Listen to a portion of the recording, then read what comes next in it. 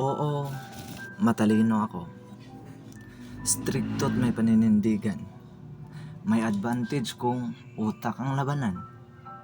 Marami nang nagawa at napatunayan, pero marami din akong kahinaan. Isa na dito ang puso kong mas malambot pa sa unan. At dahil dito marami akong mga maling desisyong nagawa.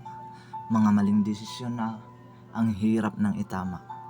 Minsan nga tinatanong ko yung sarili ko kung karapat-dapat ba akong tawaging matalino o kung karapat-dapat ba ako sa paghanga na ibinigay sa akin ng ibang tao o kung karapat-dapat ba ako sa buhay na meron ako.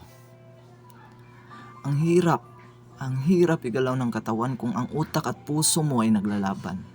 Yung puso pinaglalaban yung taong wala na. Pinaglalaban yung taong tapos na. Pinaglalaban yung taong piniling manatili sa iyong nakaraan. Habang sinasabi ng utak mo na kaya pa, i-push mo pa, lumaban ka pa.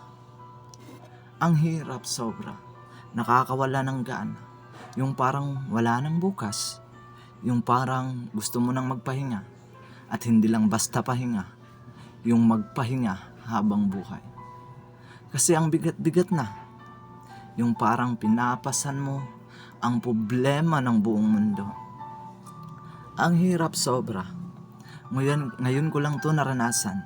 Sa buong buhay ko, yung kine-question ko yung sarili ko kung ano ang halaga at kakayanan ko. Kung ano yung kaya kong gawin.